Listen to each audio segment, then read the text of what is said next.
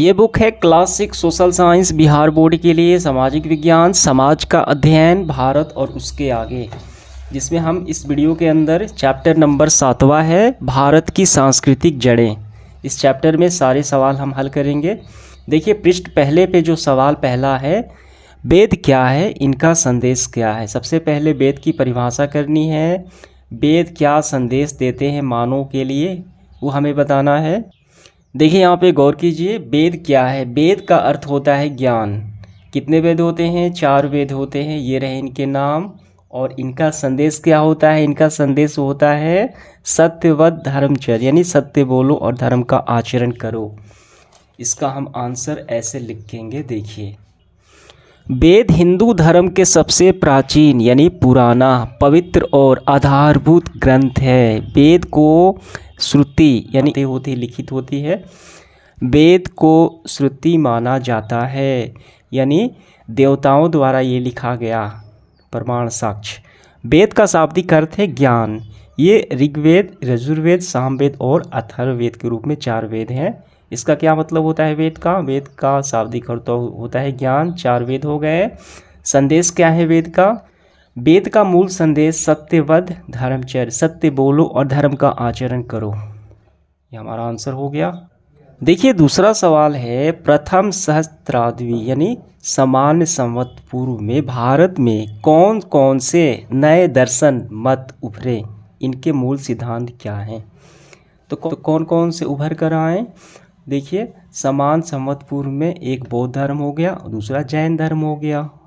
इसका उत्तर हुआ हमारा ऐसे, प्रथम सामान्य संवत पूर्व में 1000 से 500 ईस्वी पूर्व में भारत में वैदिक कर्म कांडों के विरोध में बौद्ध धर्म, जैन धर्म और उपनिवेशित दर्शन जैसे प्रमुख वैचारिक धाराओं का उदय हुआ। इनके मूल सिद्धांत थे ज्ञान, अहिंसा, कर्म कांडों की अस्वीकृति और मोक्ष पर केंद्रित थे, जो मानवतावादी और तर्कसंगत सोच को बढ़ावा देते थे। आगे बढ़ते हुए तीसरा सवाल हमारा, लोक और जनजातीय परंपराओं का भारतीय संस्कृति में क्या योगदान रहा? देखिए इसका उत्तर हुआ, लोक और जनजातीय परंपराओं जो है भारतीय संस्कृति की रीढ़ इसको बोलते हैं, जो अनूठे रीति रिवाजों, कला, संगीत और प्राकृतिक जीवन शैली के माध्यम से सांस्कृतिक विविधता और निरंतरता बनाए रखती है। जैसे कि प्राकृतिक पूजा हो गई, ठीक है, लोगों का इसमें क्या है, आस्था है और प्रकृति चीज़ों से प्रेम करते हैं, पेड़ों की पूजा करते हैं। लोक कथाएँ हो गई, पारंपरिक चिकित्सा हो गई जड़ी बूटी वाली, ठीक है।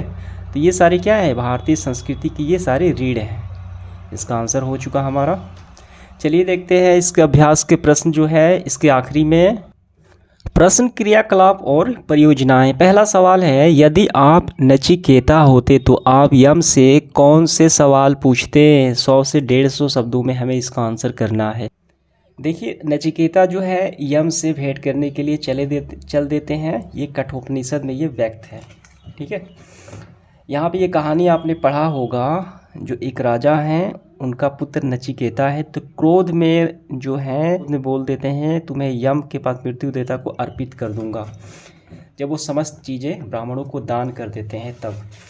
तो यहाँ पे देखिए, तो नचिकेता यमलोक तो वहाँ पे निकल गए हैं। वहाँ पे यही प्रश्न पूछा कि शरीर की मृत्यु के बाद क्या होता है, तो इसका आंसर उन्होंने यमदेव ने यहाँ पे दिया, ठीक है। आत्मा अमर है, न मरती है। तो इसका आंसर हम कैसे लिखेंगे? इसका उत्तर हम लिखेंगे, यदि मैं नचिकेता की जगह होता तो यमराज से जीवन, मृत्यु और आत्मा के रहस्यों के बारे में प्रश्न पूछता, ठीक, जो नचिकेता भी उन्होंने प्रश्न पूछा था। सबसे महत्वपूर्ण सवाल, मृत्यु के बाद आत्मा का अस्तित्व क्या है, ठीक है, पुनर्जन्म होता है, कर्मों का फल कैसे मिलता है, मोक्ष कैसे मिलता है, वगैरह वगैरह। इसका आंसर हो गया। देखिए दूसरा सवाल क्या है, बौद्ध मत में कुछ केंद्रीय विचारों को समझाएं। केंद्रीय विचार का मतलब होता है जो मुख्य विचार होते हैं उसको हमें समझाना है, इन पर संक्षिप्त टिप्पणी हमें करनी है। देखिए बौद्ध मत का जो केंद्रीय विचार था वो एक था कि जीवन में दुखों का मूल कारण क्या है, मानव जीवन में दुखों का मूल कारण की खोज, ठीक, और वहाँ पे मध्यम मार्ग को अपनाना।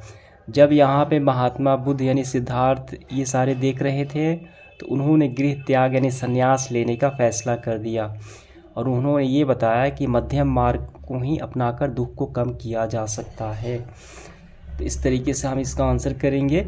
बौद्ध मत के केंद्रीय विचार दुखों से मुक्ति और नैतिक जीवन पर आधारित है, जो 4 आर्य सत्य, दुख, कारण, निवारण, ठीक है, मार्ग और अष्टांगिक मार्ग के माध्यम से समझाए जाते हैं। इसका मुख्य उद्देश्य मध्यम मार्ग को अपनाकर निवारण प्राप्त करना है। देखिए अगला सवाल है तीसरा, बुद्ध के उस उद्धरण पर कक्षा में चर्चा कीजिए जो इस प्रकार है। जल से व्यक्ति शुद्ध नहीं हो सकता, जबकि कई लोग यहाँ पवित्र नदी में स्नान करते हैं ताकि यह सुनिश्चित किया जा सके कि सबको इसका अर्थ समझ में आ गया है।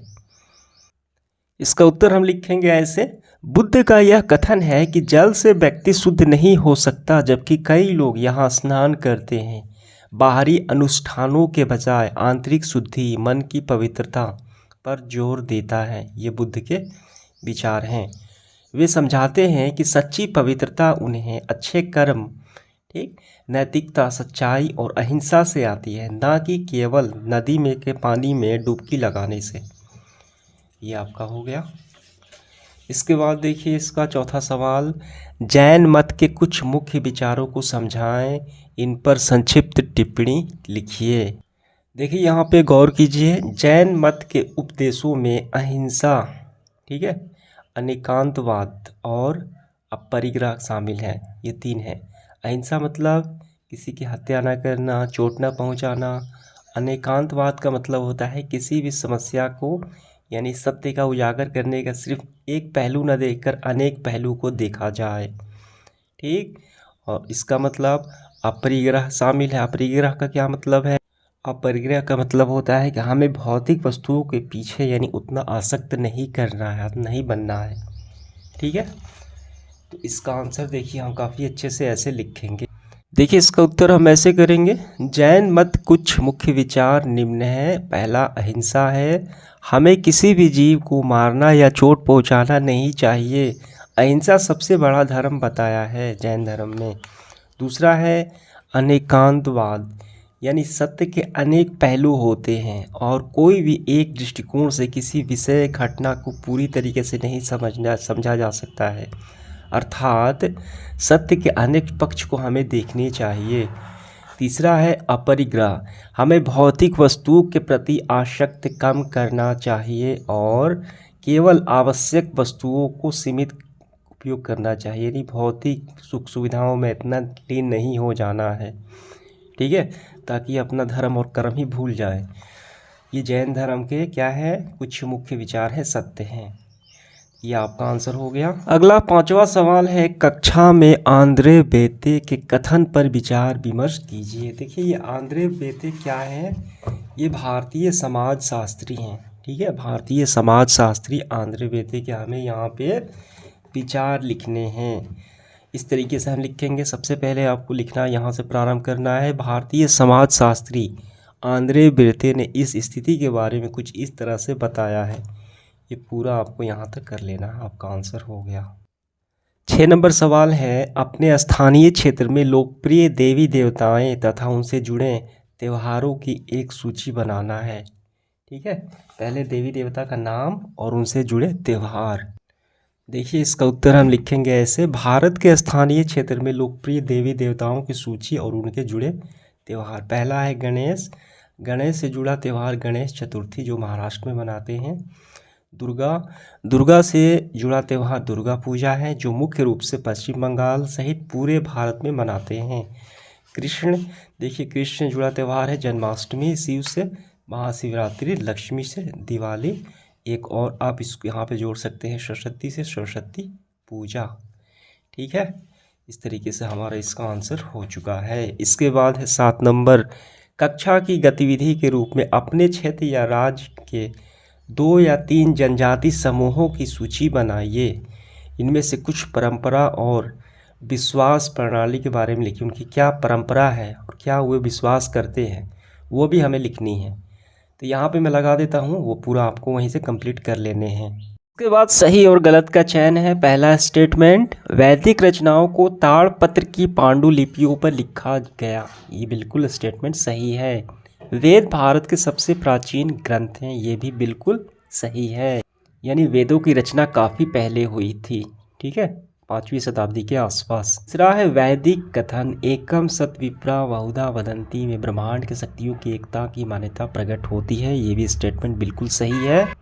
अगला है चौथा हमारा बौद्ध मत वेदों से अधिक पुराना है। देखिए बौद्ध मत जो है वेदों से पुराना नहीं है, वेद की रचना काफ़ी पहले हुई थी 5वीं शताब्दी के आसपास, ठीक है, ये स्टेटमेंट बिल्कुल गलत हो जाएगा। जैन धर्म का उद्भव बौद्ध धर्म की एक शाखा के रूप में हुआ, ये भी स्टेटमेंट बिल्कुल गलत है, क्योंकि देखिए जो बौद्ध धर्म है सिद्धार्थ गौतम बुद्ध और उनके समक्ष यानी समान ही है कौन, वर्धमान यानी भगवान महावीर, ठीक है, एक शाखा से नहीं है बल्कि दोनों अलग अलग हैं, ये गलत हो गया। बौद्ध और जैन मतों की शांतिपूर्ण अस्तित्व तथा सभी जीवों को नुकसान न पहुंचाने यानी अहिंसा का दोनों समर्थन करते हैं, ये बिल्कुल सही है। सातवां है जनजातीय विश्वास परंपराएं आत्मा और छोटे देवता तक सीमित है। ये जनजातीय विश्वास जो परंपराएं हैं आत्मा और छोटे देवता तक सीमित नहीं है, इनकी असंख्य विविध शाखाएं भी हैं, ठीक है, विभिन्न अनुष्ठान है, कहानियां हैं, प्रकृति से संबंध भी है, ठीक, ये गलत हो गया। तो ये हमारा पूरा हुआ सेशन, धन्यवाद।